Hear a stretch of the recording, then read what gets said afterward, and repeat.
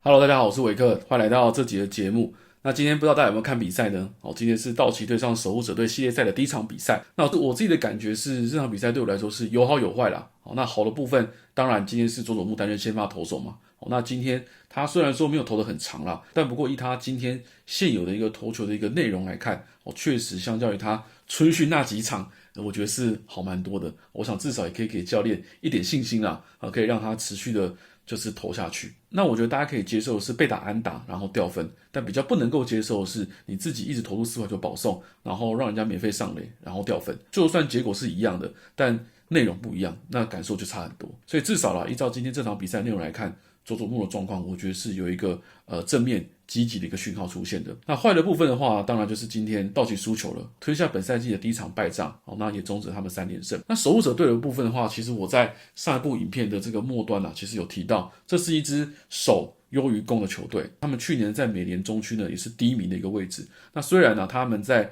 今年開季官方給出了這個球隊戰力的排行榜裡面呢，他們並不是太前段班的一個位置在第19名其實屬於中後半段的。但不過我最後是形容到這場比賽呢是一個矛與盾之間的一個對決。一邊呢是擁有最多 MVP 的打線，那另外一邊呢則是有着優異的守備與投手的球隊，那就看誰去突破誰。但不過以今天這場比賽的結果來看，就很明顯道奇是無法突破守護者的封鎖的。即便兩支球隊的安打數一樣都是9支，但道奇呢只得到了2分，打擊呢不連貫，關鍵的時刻呢打不出安打，所以最終呢也輸掉這場比賽。所以恭喜這個守護者隊拿下本場比賽的勝利。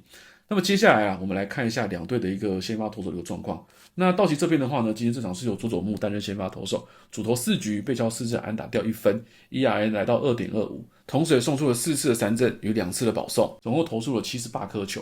那我有整理了幾個亮點我覺得他這場比賽還不錯的地方。那首先第一個的話是他的球速，這場比賽他包辦了全場最快的5顆球，最快呢來到 99.5 邁，那其他幾顆呢也有在99左右。其實佐佐木在速度這方面一直以來都不是什麼太大的問題，他都還是保持得非常頂尖，不管是在去年的季後賽、今年的春訓一直到現在，他的速度一直都沒掉過，絕對不會是問題。那再來第二個呢是他制造揮空的一個能力啦。那這場比賽呢，他也制造出9次的一個揮空，蠻不錯的，是全場第2多，僅次於這個守護者隊的先發投手10次。那再來第3個呢，是他這場比賽的球種，他這場比賽呢使用了4縫線、卡特球跟直插球，那最多的是4縫線，是他本場的主要武器，佔比 49%， 總共丟了38顆，那平均球速呢也來到 97.6， 並且制造了7次的 call strike 跟2次的揮空。那平均球速這一點其實在之前的影片當中有跟大家提過，如果佐佐木要從牛棚呢轉往這個先發的話，他的球速還是很關鍵。當然你不可能每一顆球都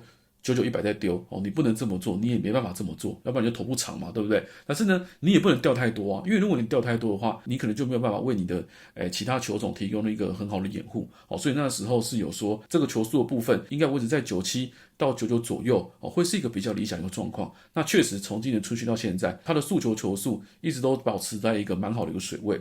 那再來第二個呢，就是他這場比賽用第2多的這個卡特球，總共丟了22顆，佔比 28%， 而且制造4次的揮空，揮空率呢高達 33%。那第3多呢是他的直插球，總共使用18顆。那他今天這場直插球呢依舊呢非常犀利揮空率呢也有高達 60%。那麼我想要特別提一下的是他今天這場的卡特球今天表現得非常出色也是教練團呢在休賽季嘛有特別給他的一個功課，就是要開發出第3球種。那我整理出來就是他今天這場卡特球的一個小亮點總共有3個。第一個就是積極搶好球的能力與控球整體卡特球整體的好球率呢高達 73%， 而且更驚人的是，就是當他決定在打者每個打席的第1球就使用卡特球的时候，好球率是 100%， 就是第一顆搶好球的好球率非常高，5球呢全部都拿下好球。那第二個呢是出色的三振跟制造揮空的一個效果。本場比賽守護者隊的打者对他這個卡特球呢總共出棒了12次，那其中有4次呢是 call strike， 所以整體的這個好球率呢跟制造三振的效果呢非常好。那在第3個呢是他能夠很有效的去破壞擊球的品質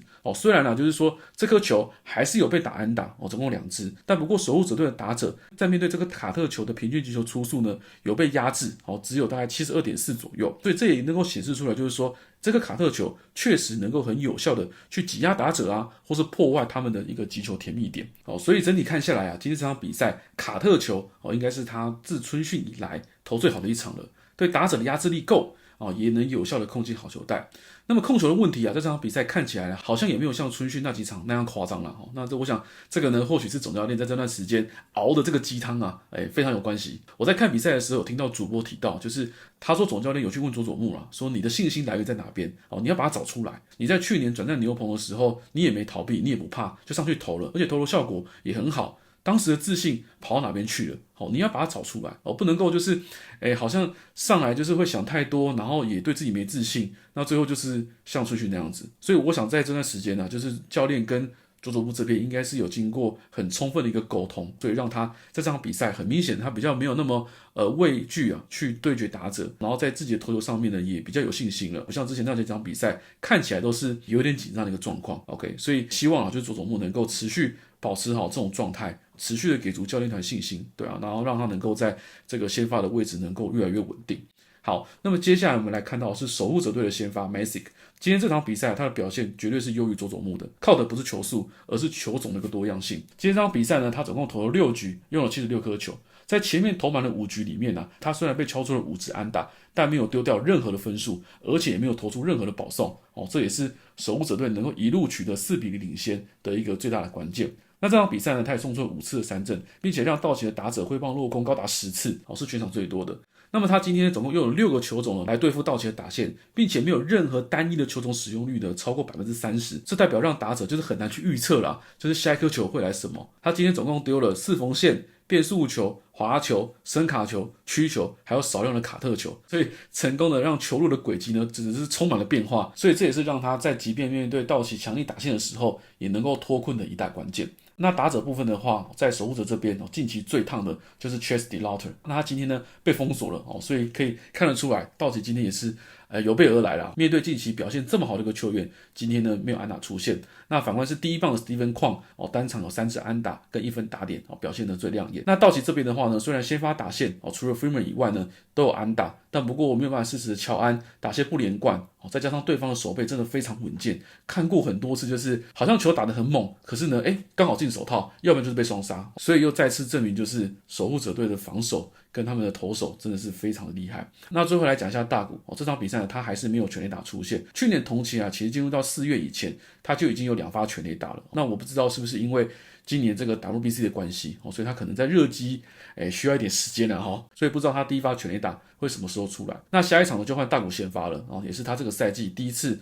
這個2刀流，所以我覺得我們可以觀察看看他同時投球又打擊的時候他的打擊狀況能不能夠保持在他應有的一個水準。我覺得這個是明天可以觀察的一個重點。OK， 那麼以上呢就是今天所有的內容，希望你會喜歡。我是偉克，我們下次再見，拜拜。